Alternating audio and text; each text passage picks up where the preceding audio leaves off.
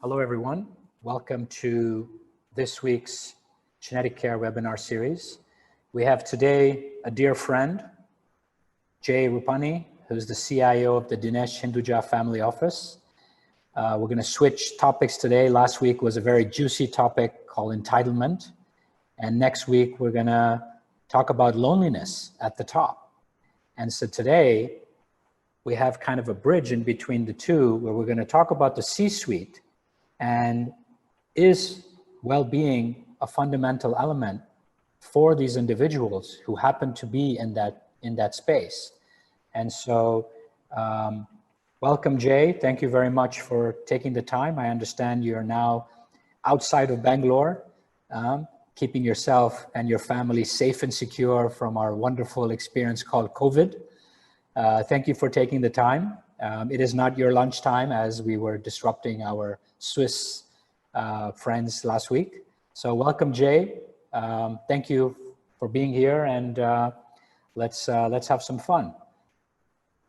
Sure, great. Feisal, thanks for having me on the webinar, and very happy to be here. You're right, we're up in the hills with the family, away from, at least from what we believe is a spike in cases in Bangalore, and should be here for another month or so. So fresh air and good well-being, I hope so, as the topic of today's discussion. And you know, I really look forward to this conversation because it's I think it's a very, very important point that you're bringing up. So look forward to chatting more and sharing. Yes. Yeah. So from what you see, I mean, you're in touch with a lot of family offices, from the patriarchs, matriarchs, all the way to the CIOs, CEOs.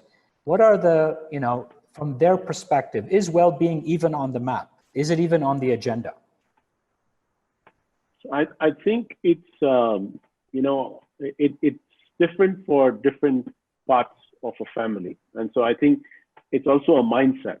Well-being is a mindset, and it's about embracing that mindset. So I think India, you know, not to put my own kind into trouble, but you know, the reality is the attitude has always been, you know, it's okay. You know, we can work through this, right? So I think folks have always been pushers rather than having to. They're more focused on making money than really looking after themselves, right? So you hear about a lot of cases where highly paid executives or top CEOs actually vanish at 45, right? They just pop dead, and that's occurring in India as well, right? So, and it's because of the stresses of life. People want to achieve at work, they want to achieve in their families, they want to achieve for themselves, and so what does that do? They'll start sleeping less. So I know several instances where people have started sleeping 5 hours a day because they want me time, and me time happens in the 6th hour. So it's unfortunate, but I think the world is moving at a much faster clip, right? So I think there's a lot more stress that's coming in. I think there's a whole bunch of individuals that understand the need for well-being. And I think it's also the definition of well-being is different. I mean, if you ask me, Feisal, if you asked me 20 years ago, when I was an investment banker in California, what was well-being? I'd say, hey, you know, I'm alive. I can work 22 hours out of 24 hours. I'm well. That's it, right? I mean, there was no concept of well-being, right? It was just you're 22, 23, and if you could achieve and your body could take it, you took it. That was it. But today at 45, you know, it's a whole different ball game when you realize that there are so many parameters. It's not just physical, right? I think in India, everyone says well-being. Great. I got my hour-long jog in. I got my workout in with my trainer, right? So I think there's a shift in what it entails and how do you holistically live. It is becoming, I would say, a bigger trend, a bigger realization. So basically what I hear you say is that movement is on the agenda already. Nutrition is, you didn't mention it, but I assume is on the agenda. Sleep is not there yet, and you're seeing cases in their 40s. You mentioned some a week ago to me, people that you know well that are no longer and one of the key elements was lack of sleep, right? And it's about rest and recovery, right? We had, I know you attended the webinar or watched it with Michel Gollet about sleep and, rest and recovery, right? Really doing that. And we do reviews and assessments with families on their autonomic nervous system, looking at the balance of the parasympathetic, sympathetic nervous system, which actually in simple terms means when does my cortisol stop dropping and when does my melatonin begin, right? So that's actually technically what you're looking at. So sleep is something that's still not on the agenda, right? And then we'll talk about later the emotional side, the mental side, and of course the relational side. So, so on the sleep, what is there talk now? Are you starting to share that element? I mean, what are you doing? Are you doing anything to change that, or you're just watching people drop and feeling sad for them? No. So I mean, fortunately, at least among our peer group, right, we're clear about the need for that, the need for rest, and I think you hit the nail on the head. The body needs time to recover and recoup, and it's often. I mean, I look at as humans, we forget easily, right?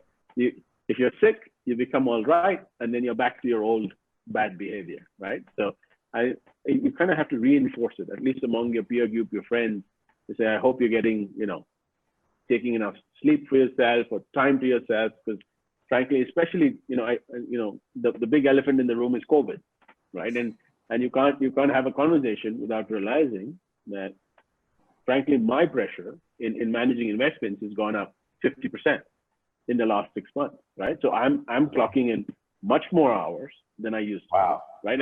And how do you balance that with the needs of, your family members? Let's face it, you've got kids working from studying from home. You got so the dynamics have changed. And what I've realized is that if I'm facing that much, I would say, pressure, what happens to my employees, right? What's happening at the corporate side? So is there, and so we're evaluating today, can we put an outreach program for folks to manage through this crisis, right? So do they have a hotline number, right? Because let's face it, you come to work, there's pressure, you got to deliver, then they go back home and they face their kids who've been sitting at home all day and they've got problems.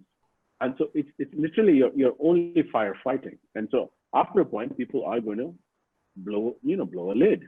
And so why wait for them? And then you lose important time, people visiting medical facilities. So is there a way so we're working with our insurers to say, please provide us a service. We pay an extra premium where we can give people outreach, where if they're having issues at home, they don't have to come and talk to us as a boss. They can go and call the hotline, right? And say. So you're outsourcing your stress. That's what you're doing, actually.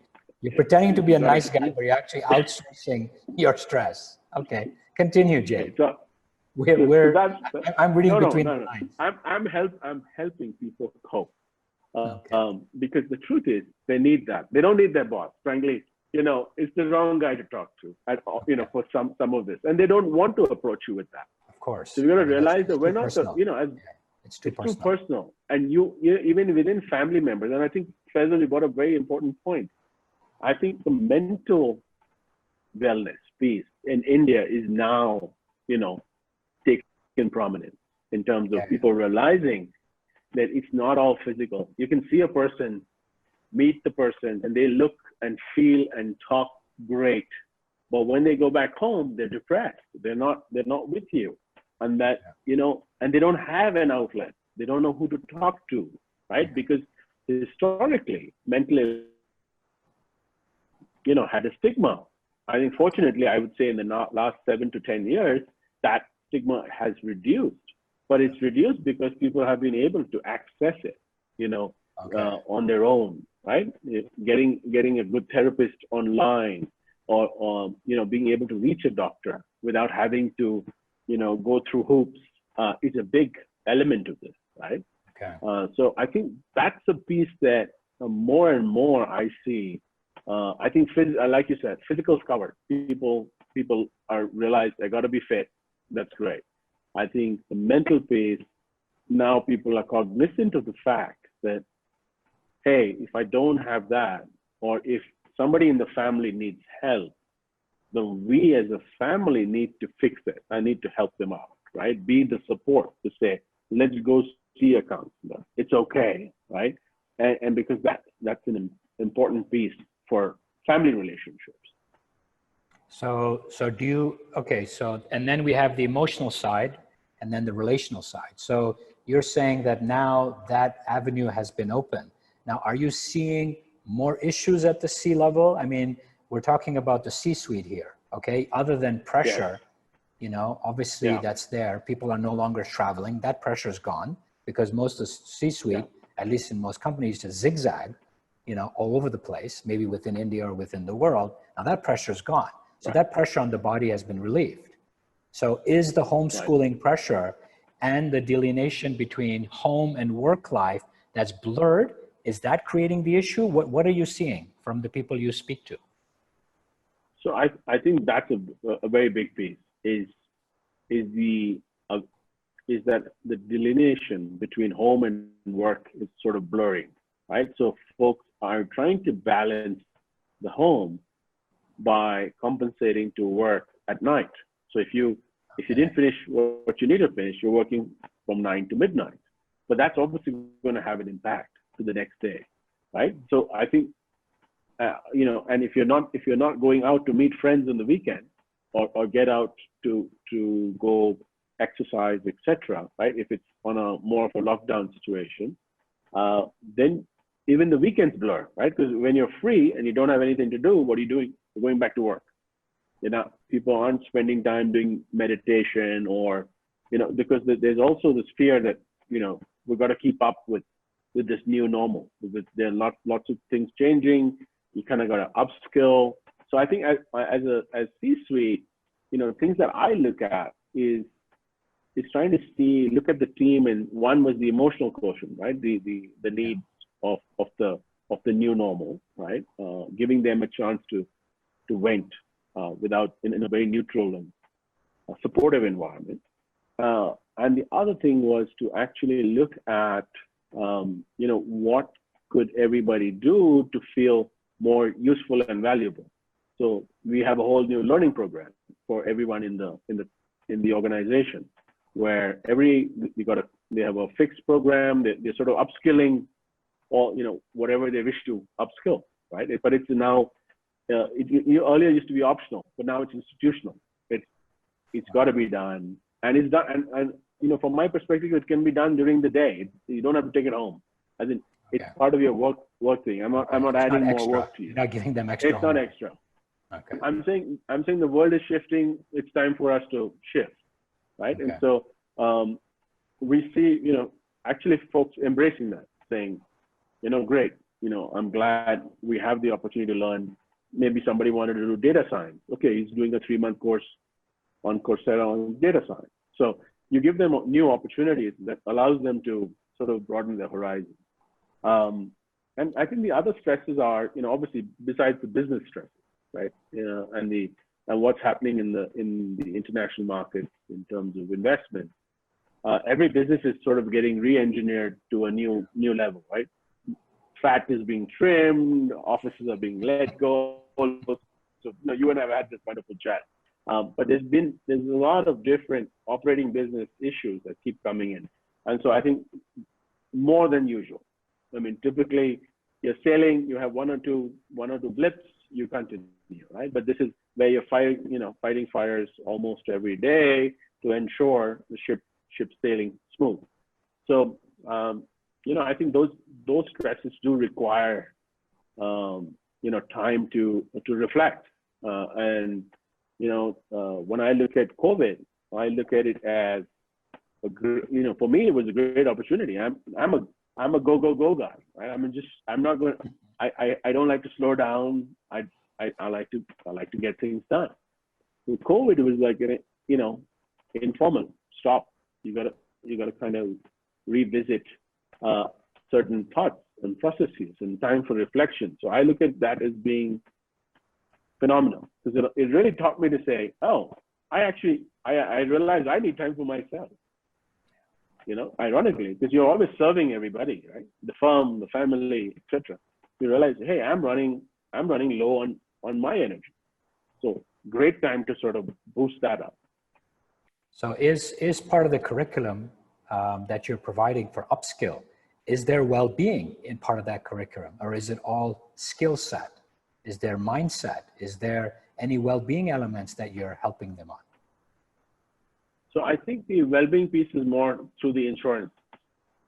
Okay. That outreach. That's more reactive, or that's also proactive? That's reactive, to be frank. Yes, it is reactive. You're trying to solve a problem for them. I think proactively, we have not yet done that, which is the other realization, which is we haven't given them that piece, which says we have left because I said conventionally, well-being was, hey, are you fit? Are you, everyone does their annual health checkup, but that's one day out of 365 days, and we all know, how much value that provides. But the reality is, if you look at the 4 pillars that we were talking about, right? Physical, emotional, relationships, and mental, right? If you really want to function at peak performance, then you really got to work on all 4, and you got to be able to get one with that process. And so, from the employee perspective, that is something that's on the to-do list. I'll be frank. We do need to bring that well-being piece in. Right now, it's reactive because we are playing out what we can see happening. Right? We can see folks wanting, sick leave. Right? Even though not much is happening. Right? But people still taking sick leave. So obviously there is a certain stress that's in the environment. Okay. So is there a way we can give them that outlet? So have you seen an increase in sick leave? Have you seen an increase or not really? Yes. Yes. Oh, so you've actually seen an increase in sick leave during COVID, not related to COVID as in them getting COVID? Nothing to do with COVID. It's just, I think it's a lot of fear. I think people get the slightest cold or the slightest cough, and then there's fear element, and the mind takes over, right? So then they're running around trying to figure out, do they quarantine themselves, or sometimes it's even like personal, like we said, it's a relationship at home that is getting, stressed, and that is obviously coming back into work, and you can't function if you can't. You need to sort that out, which is why I think compartmentalization is important. Otherwise, somebody's going to get burnt, right? It's either people at work or people at home, depending on where there's more stress. And the ability for a CEO is to be able to monitor and manage that, right? So that you're being able to give everybody justice in terms of what they need without really bringing one stress to the other spot. So now that you obviously were in the system and had the same network pre-COVID and now post-COVID, right? Or in COVID, as we say, what are you seeing different, and what are people doing differently? Are you seeing people making those changes, or they're still in the firefighting and still trying to swim in the rough waters? Or what have you done differently so that we can put you first on the spot to lead by example, and then tell me what others are doing? So I think from my personal perspective, it's been, the focus has been inward. I'm an extrovert by nature. I love meeting people. But what I've realized is I actually enjoy the introvert piece as well. So spending time on yourself, whether it's meditating, whether it's just sitting in silence, right? Being able to consolidate the thoughts because there's so much moving around, adds a lot of perspective. And then reflecting on where you are, right? We all hear this quote, right? Everything is now, right? The past you can't fix, the future you don't know. But the truth is, the past and the future make up most of your mind, make up most of your thoughts. And if you can live in the present, you can live in bliss, right? And so I think I realized that, hey, you can't fix everything all the time, on time, right? See, and things like COVID teach you that life's going to go on. If you're there, you're there. You're not there, you're not there. Things will still move ahead. I mean, we're not permanent, right? And it's a journey, and it's a journey that you're gonna live well, right? And you contribute to your society, you contribute to your family, your business, and you do it to yourself. So I think, from my perspective, it was to give more time to myself, give a bit of that peace, and for me, that's helped, right? And reflecting on where I want to go first of all. What do I want to work on? Right? Not always work, but just in terms of growth, right? In terms of organization. How do you want to build it for the future? So I think that was a good, very good exercise. And you know, the physical piece has been fixed. So the exercise routine is good. The rest of the pieces, there's work to be done. We're doing it, and overall, you know, balancing it all. And so we've seen that. I mean, I've seen that with my peer group. So I've seen folks really step up to the physical piece, right? Where they've realized, hey, I could work 18 hours a day and then just vanish, right? One day I just don't wake up. And so people have scaled back and said, I can't fix COVID. It's not in my hands, right? And we're always trying to fix things, right? We think we can control it. I think the word control. External yes. force, it's too large. Then, yeah, the control from your book that said, you know, you got to embrace the change. It's here. You can't fight it. It's here. Embrace it. Take a deep breath, and then your action plan gets started, right? So if you don't embrace it, you're going to fight it, right? Yeah. And so, you know, we've seen that sort of people coming back and realizing, where, you know, businesses have turned upside down, where they've had to sit back and say, oh my God, my 15 years of work is down to zero. What do I do now, right? And so it's a tough one. It's not easy, but if you sort of sit through it and work through it in a very peaceful, calm environment, you can get through this, right? And you will come out of it. So basically you're saying that people have been moving from working in your business to on your business, right? So it's the reflective piece that is a lot more. And that's the shift that obviously, you know, we've been taught, is Michael Gerber, right? I think he was the one that wrote the book. But now when it comes, and also, so they're figuring out what's important and who's important, and the family piece is also in that space. But now what about the leaderships? What about the leadership style? Has the leadership style changed? Because now you're leading remotely and you need to impact. So first, has the language changed? And has the way changed? Yeah. So, you know, one funny thing, you know, I've realized is during this process, you realize the folks that aren't cutting it. It's sad to say. I hate to be blunt, but the reality is inefficiencies get very clear in times when you have nothing to do for 2 months, right? You realize, you know, your team members that are progressive, team members that need assistance, and team members that actually may not need to be part of the team, right? So while you're compassionate about the fact that this is a pandemic, and we haven't laid off anybody across the firm, it is something that stands out as something that, you know, you say, let's give everybody a chance to retool and up their skills. And so I think from my perspective, my messaging was clear, that we're now a learning organization, and there's no choice to that. If you're not learning, you're dead. That's my new. That's so basically Tony Robbins, right? If you're not growing, you're dying.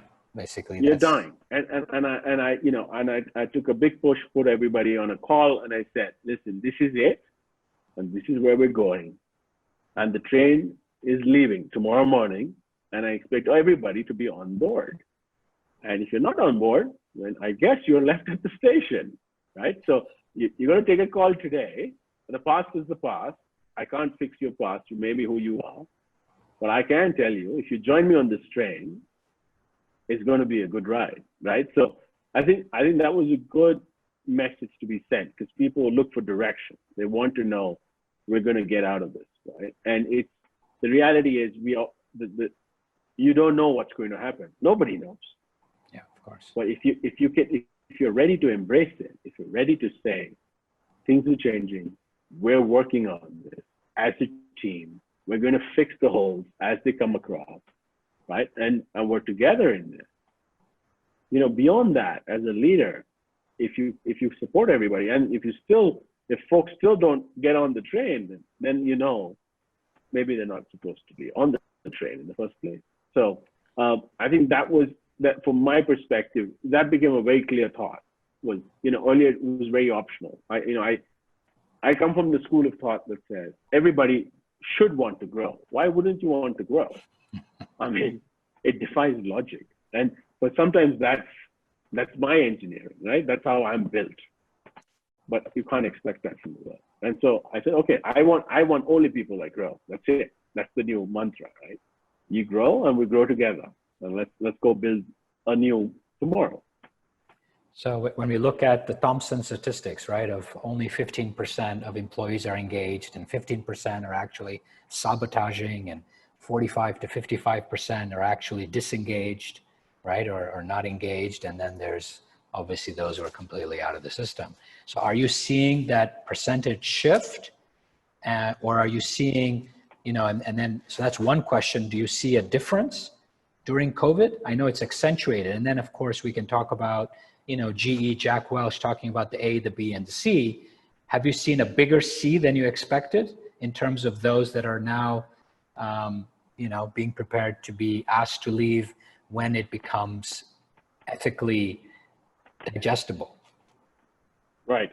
So I think two questions, right? And I think we did see, you know, I got to give credit. So a lot of the folks, I would say at least 90% of the folks of the team members stepped up, right? They do realize the severity of the issue, right? No, I don't think anybody, you know, is saying the pandemic's, you know, going away, and that there's no impact to the economy and there's no impact to our business and life is great, right?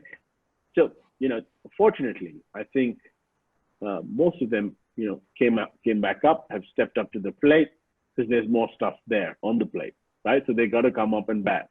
And so far, so good, right? I think we're seeing better performance. And I sometimes wonder, Feisal, because I hate to lead from a seat of fear, right? But, you know, I think sometimes that's the seat from which something like COVID, you know, pushes folks, right? Wakes them up, says, whoa, hey, life, you know, it's been a great 10-year run, but this isn't going to continue, right? Something's got to give.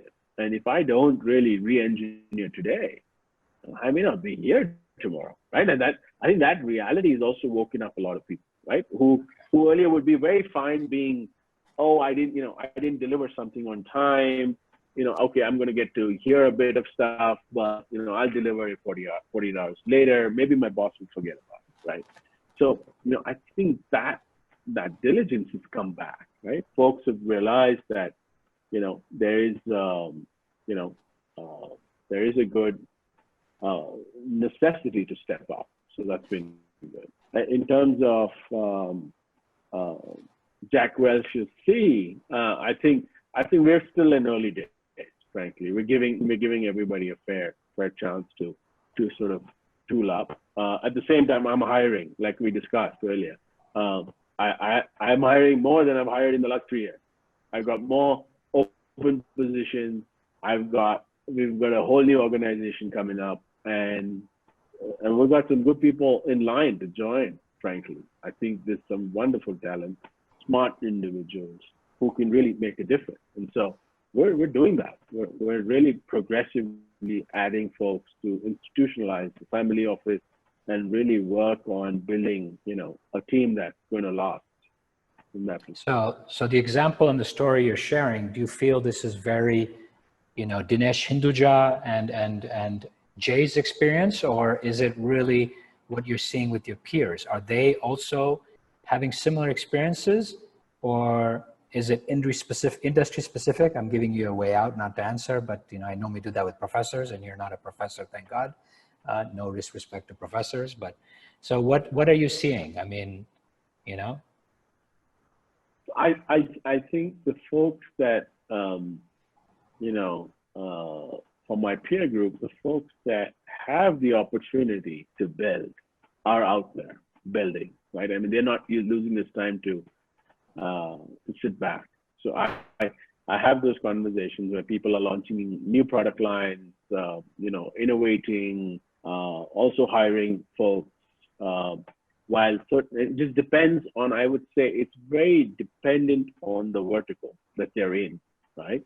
So we're in a position to be able to look at new businesses. We're in a position to be able to launch new things, right?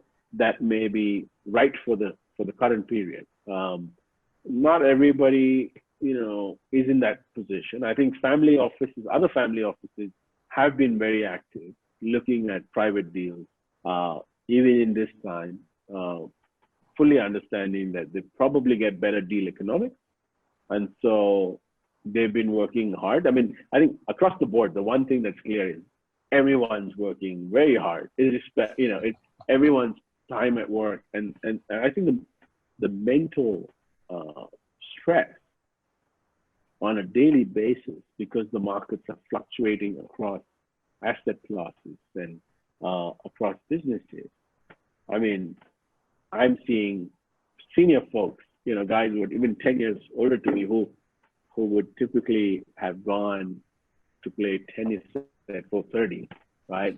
Are online. They're doing calls at 7:30 at night. They're, when I speak to them, I would never call them a friend at night at 9 p.m.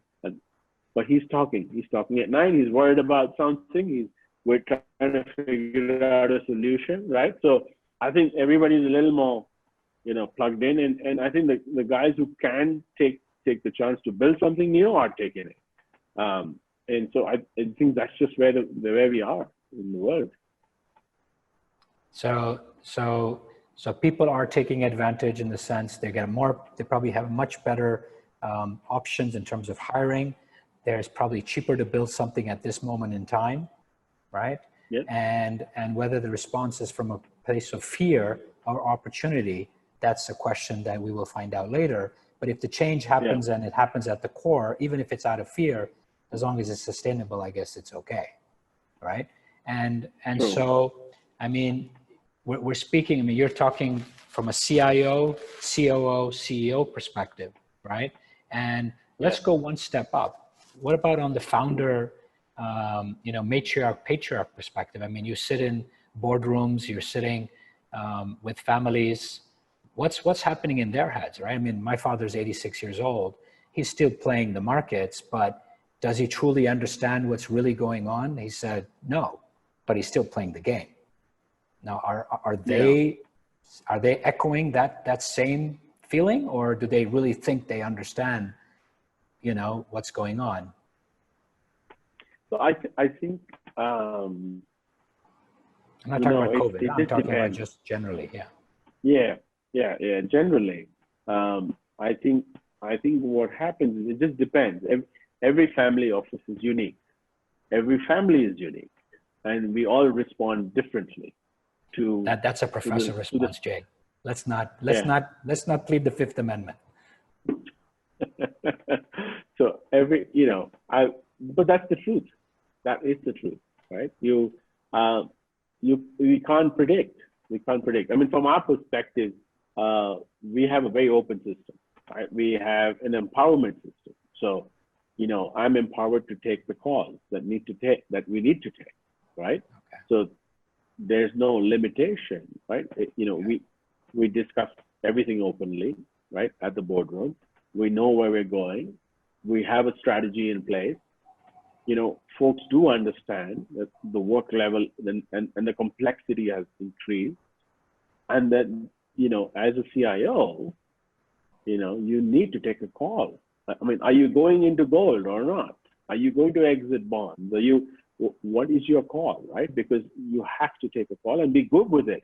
And the markets are not, they're not friendly. They can prove that you're wrong. And so there is that additional stress in there. But I mean, we're fortunate that the patriarchs are hands off, and they're not so worried about what's happening on a day-to-day basis, right?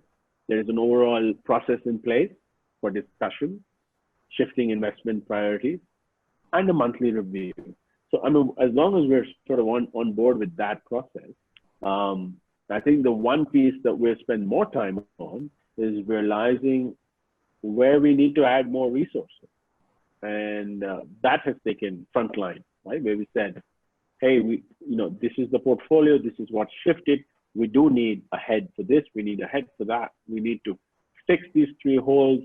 We've got, additional external partners in terms of law firms and trust firms and the like, all working with us to fix certain structures in place, because we're taking the opportunity to do some restructuring and set a few processes right, and add a few people to run a few of the business lines, right? So I think there is the good part is that there's a lot of support in realizing, we're not sitting back on this one. We're plugged in, we're looking at it, we're focused on progress and building out a very strong team, right? We want to lead to build that out. So I think, that only happens when the patriarchs and the matriarchs understand where we're going, what's the horizon, where can we go 10 years from now, right? So I think we've been fortunate from that perspective. We've got a lot of support. Because we're hearing, I mean, from the other, from the grapevine, where family is becoming more active because of the turbulence, and there's interference happening. And as a result, the C-suite is no longer able to do what they were paid to do, right? And asked to do.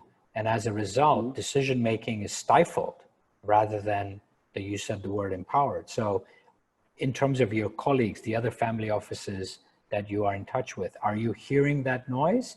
Or is it that everybody is sitting on so much cash that they're not experiencing that? No, so I think that there is an element of that happening, what you just said. And I've been on a few calls, which are more emotionally driven calls, where people want to vent, to appear, saying, hey, this is what happened. And, I can't believe this happened, right? And these are not people that manage small sums of money, right? But you're absolutely right. The spotlight is on the money today, right? What are we doing? Where is it going? So if everything, when in an upcycle, when everything's smooth, nobody cares. They get the monthly report, they look at it, if the number's better than that last month, life's good, let's move on, right? But when things start shaking is when that's when our role is even more important, is to be able to hold the hand and say, listen, we're getting through this. We're going to do this. And this is what's happening. And this is the roadmap. And this is what we're planning. We will prevail. And it's okay. And it's okay to be scared. It's okay to not know. But I look at my role and I tell everyone, people ask me, what do you do? So besides investment, investing is easy, right? But, can you make sure you don't lose the money, right? One, and the risks. I say my bigger role is making sure the risks are covered for the family, right? Because we're supposed to see 5 to 10 years out and say, what are the risks of the family? Can I cover those? And that's my job. I mean, we have great guys on board to do the investments and generate returns, but not everybody's got the risk cap on their head. They're always looking at the return cap, but they're very correlated, and I think that's something that only comes with reflection, right? You come back, you sit on your own, and you realize, oh, we got some gaps here. We need to fix this, and a lot of these fixes are not easy, but there's nothing a lawyer can't fix. So are you seeing that the founders' well-being is being impacted? Are they getting healthier? Are they getting more sick, quote unquote, because of the stress? Because they no longer have control. There's no longer predictability, right? Because that's what it is, right? It's a continuous state of a lot of unknown. No, I think it's fair. I think everybody's getting stretched, Feisal. Yeah, I don't think there's anybody who's saying I'm on the beach in Bahamas. I love my life. I mean, I think there's very few of those, and I'd love to meet somebody who's there. But I think everyone's getting stretched, and if they're not getting stretched in one of those pillars, they're getting stretched somewhere else. Because the reality is we're all human, and we're a basket of emotion, and so if it's not your wife that's having, if it's not you having a problem, it's your wife. It's not your wife, it's your kid. If it's not the kid, it's the driver. Right? I mean, so I'm First world problem with the driver, Jay. Not everybody has a driver. Anyway, kidding. Yeah. Hey, go ahead. It's all It's good. your parents. So, it could be your parents, right? Or your It in-laws. could be your parents or in-laws or your employee. What I mean is your employee, right? It's just accepting that like these emotions. A lot of people shrug them away. They block them. They block the emotion. They say, no, it can't be. I cannot be like that. It's not in my stature to be able to feel it, right? And I think that's a very important element, is to accept, yes, I am distraught. I do need assistance. I would like to talk to somebody, right? I think that if you can, most people will block it there. Right? I'm great. No, I'm wonderful. I'm a rock star. I'm on the beach in Cayman Islands. But the reality is they're battling 2-hour traffic in Mumbai. It ain't getting better, right? So I think, but that's where progress is happening. And I think, the older generation needs the more hand-holding, right? Because it's like the support infrastructure, right? So it's okay. I think the way I look at it today in this environment is to say it's okay. It's okay to have people have flash in the pan responses, right? You smile and you say you look at it as a drama. It's unfolding. It's up to you whether you wish to participate. So say, okay, it's unfolding. They'll calm down. So I think it's an interesting time. So we're seeing a lot of families taking well-being very seriously and starting to bring in opportunities like we have today, running a family health office into their system and to care for their families, from the patriarch to all the different family members, whether they're participating in the business, in the family office or not. And of course, we're also taking care of some C-suites of family businesses, at least at the CEO level. Now, do you think that through this experience that's going on, do you think family offices and families or the businesses will start bringing in well-being directors? I mean, right now it's being outsourced to people like us. Do you think that that's something that's on a plate, or that's, I'm just talking something that's completely absurd? I think I see this continuing more as an outsourced service, like what you're doing at Connecticut.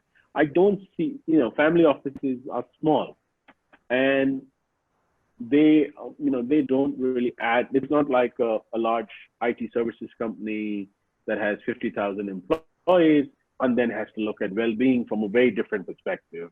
Right? It's like it's part of the HR policy, and then they have these well-being directors that do like games and engagement and collaboration, right? They're trying to keep the energy levels intact. I think our offices are small. I mean, they're typically either 5 to, I would say, max 25 to 30 people, right? I mean, they don't go beyond that because it's very niche. It's tucked away. Folks are not very public about their family offices. And so I think there's value in having a well-being firm look after this, because frankly, anybody if they hire somebody in, the employee is always thinking, am I talking to somebody that goes and talks to my boss? Right? Okay. If I've got a problem, I mean, are all my problems, being discussed in a separate room at the end of the month, right? With my boss saying, "Oh, this guy, you don't even know what goes on." you don't want to know that he's not even well. Forget being. Right? So I mean, I think I find it very hard to believe that people would hire somebody. Massive trust. So it's a trust issue. It's a trust issue. Okay, confidentiality. So I think that's why even we reached out externally, right, to talk to the insurers to say, hey, do you have a program for this, right? Okay. Are there counselors that we can have a number of hours allocated, to the firm, and we just tell them that, listen, hey, there's a counselor. We don't know anything about it. We're very upfront. This is not being recorded. This is just a service for you in a tough time, right? And we had a couple of people take that on, right? But I mean, frankly, all we know is how many hours could consume because we got to pay for it. But okay. I'm not evaluating who. I don't want to know who took it up, why they took it up, when they took it up. It's frankly we've made it very clear that we just let me know what we need to build. That's it. Okay. And we just hope that we're giving them the right avenue to have the conversation, right? So I think from my perspective, I think having a whole outsourced holistic approach that you run is probably the best option, right? Where even the firm and the C-suite it knows that whatever I discuss with Faisal's team is there. That's it. It's not traveling. Okay. So you see the value and you see that it needs to be outsourced to keep that arm's length relationship, right? So the Gap style, but hopefully we do a better job than the Big Four, right? I hope so. Yeah, I'm sure you will. Okay. No, because right now we're focusing, like I said, on the families and key C-suites, but not at that level. So that's something to think about. So now what? Yeah, no, I mean, I think you bring an important point there. Is to say, is there an offering for the office? It may not be maybe the C-suite has a customized program, but is there other things? I know which you have within your toolkit, right? Which can, whether it's counseling or other services that could be just provided as a package to the office. Saying, hey, anybody who needs this service, just call the number. That's it, right? And I think that has value. Frankly, people will slowly realize that having those numbers in an increasingly crazy, chaotic world will become a necessity, right? Yeah. 10, 20 years ago, it used to be considered, pardon my French, cuckoo. But it's no longer. It's the need, and people are realizing their self-need, right? And if I don't look after myself, then nobody will, right? So self-help is important. So are you leading by example and telling them that I see a psychotherapist? Because that's what I did when my brother is not well and he needed to see a psychologist. And on the chat to everybody, I said, this is the same psychologist I saw between 2007 and 2010. So are you leading by example to give people confidence that it's okay or not really? No, absolutely. I mean, I would never shy away from telling folks if I needed help, I'm there. In fact, I would get them a counselor. I mean, I'm at that level where I say, I'll get you the right person because, there's an ecosystem. Yeah. And don't flounder away. Tell me the need and we'll find you the help, right? And I would never shy away from taking the help and admitting, I mean, hey, we're all human. I think that's what I love to say is we're human. We're not perfect, man. We're not a machine.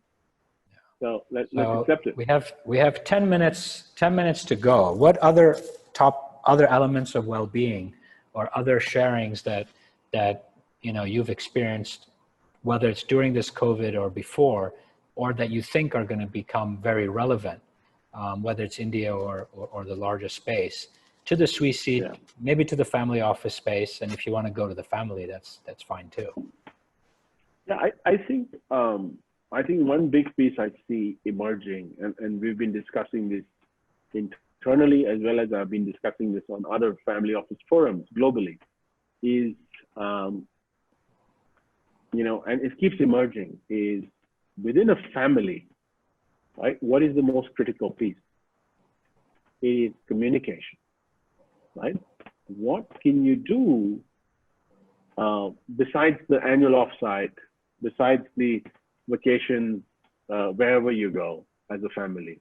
Like, are there integral pieces that we can do, or even if it's called a game or it's called like an offsite for a day or half a day, where it's not run by the family members very clearly. These are retreats that are done by an external team that customizes and makes the family realize, one, the ability to communicate with each other, right? Ability to accept each other's differences. Let's face the reality. Again, we're different humans. We've got to accept. Why do we always expect the other person to think like us? It's completely okay. It's not agree, right? But have a I would say have a centered emotional being that says, I'm okay with not agreeing, right? And then have a buy-in to where we want to go. So I think that is something that we're trying to work on internally, right? In saying, can we do this in a more systematic manner, where it may be every 3 months or every 6 months, but put a program together with the best practitioners to come and help the family. Because if you have I've seen it in the past, if the communication get miswired, the disruption is actually it's destructive, right? Because the mind plays tricks.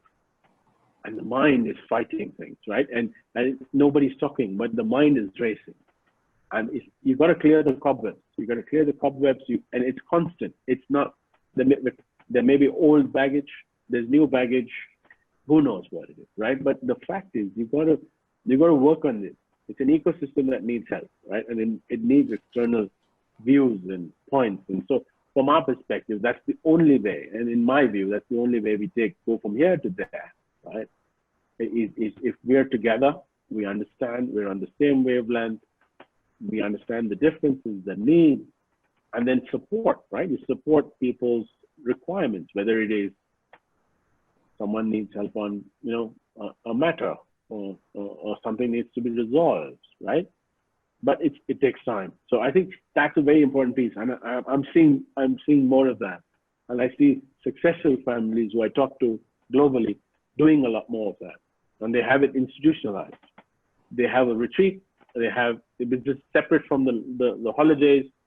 It's a retreat. It's focused on, if you call it inner engineering, it's somebody else's term, not mine, but it's focused on relationships and how you strengthen relationships, strengthen the family, the bond. How do you bring the next gen and the grandchildren into that? It's all connected. It's all the value systems that come into play. And so I think that's a big piece that I think is emerging, and it's a requirement, frankly, because we see a lot of disruption today. In India also, we see large families fighting. When you look at the asset base, you're looking, what are you fighting about? Because no matter how you slice this pie, you don't need to work for the next 3 generations. So I don't understand why you're fighting, right? It's ego, it's communication, right? And nobody is being able to bridge that gap. And so but it takes time, it takes effort, and it takes time to accept that we're not perfect. So I think it's all of that. And so I think that piece, certainly I think everybody needs, even if they don't accept that. So we would take it a step further. Just to push you, do you think that, obviously coming together once a quarter with facilitation and the ability to understand, to speak, to be understood, to listen, to understand, those are all the elements, understanding people communicate differently, they digest differently, they perceive differently. But how about working on the individual level first before you show up at that quarterly retreat? Do you think families are now open to that, or that's still something that will take time? Because remember, I need to, like you said, the baggage, right? We always joke with families to say, how would you like to take your 40-foot container of stuff and turn it into an essential backpack, right? So what would you rather have? A family of 25 bring 25 40-foot containers, or everybody brings 25 small backpacks to the conversation? Right. No, so I would say a progressive family would take the step you're saying, which is let's do the individual reviews and then get to the main one. But frankly, I think it's a little bit of both.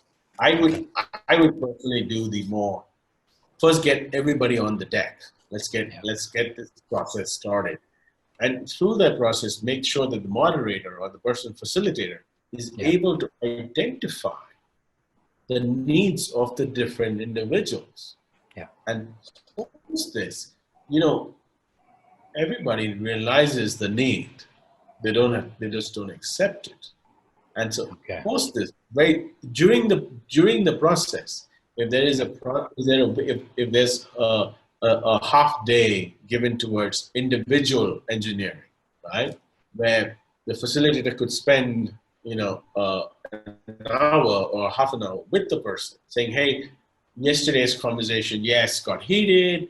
I understand your position. Could you spend an hour with me tomorrow, right? One-on-one.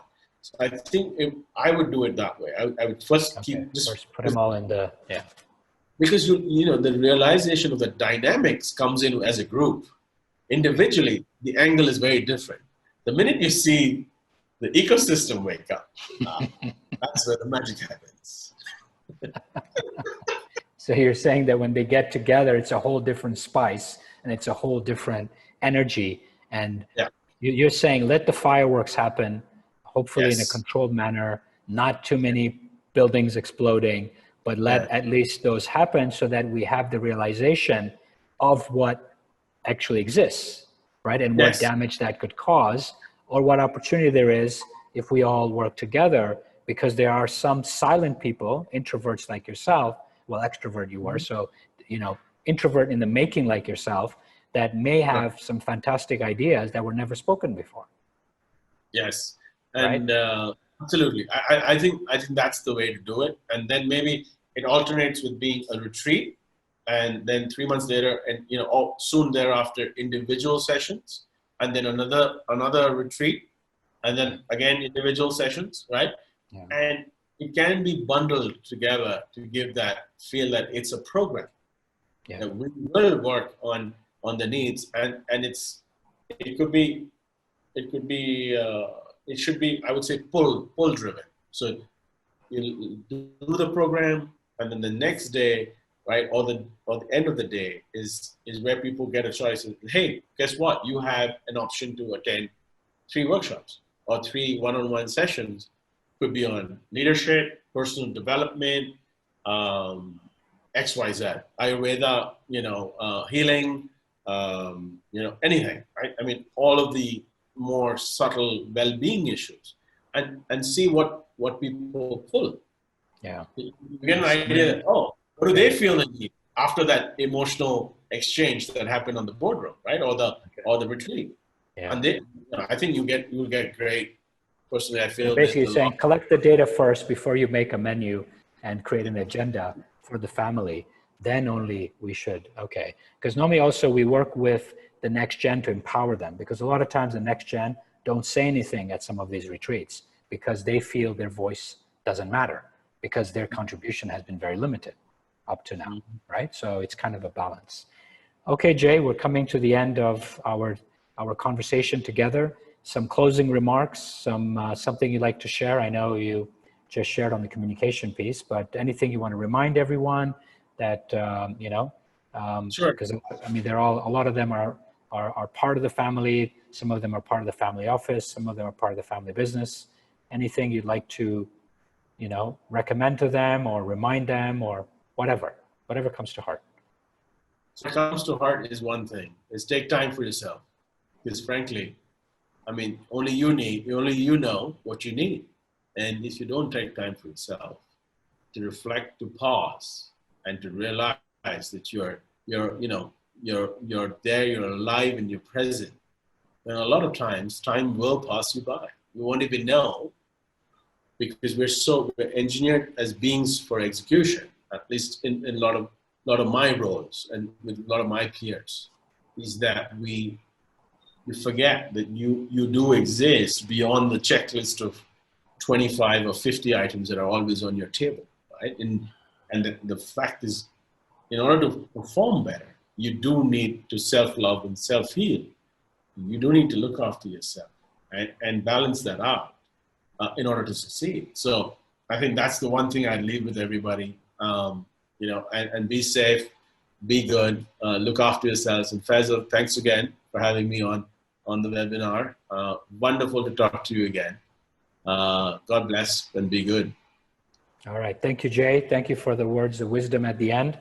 Right? I always say you can't give what you don't have, and you're asking everybody to basically fill up their tanks because you don't want to run out of gas, right? So thank you very much, Jay. We're going to take the topic after this to loneliness at the top. We're going to talk about this next Wednesday, with Farida Al-Ghami. She works and works with a lot of families in the Middle East and Africa. So she's going to share a lot of stories and a lot of tools as to what she's seeing and what she's been sharing with families to do in terms of dealing with this loneliness, which unfortunately exists at the top. So thank you, Jay. Thank you, everyone, for your time. For those who are going to watch later, I'm sure you're going to do it in a relaxed manner, as Jay says, to fill yourself and educate yourself. And hopefully Jay shared a few words of wisdom that will upskill your being between the beginning of the webinar at the end. All right. So thank you, Jay. Thank you, everyone. And see you next week. Thank you.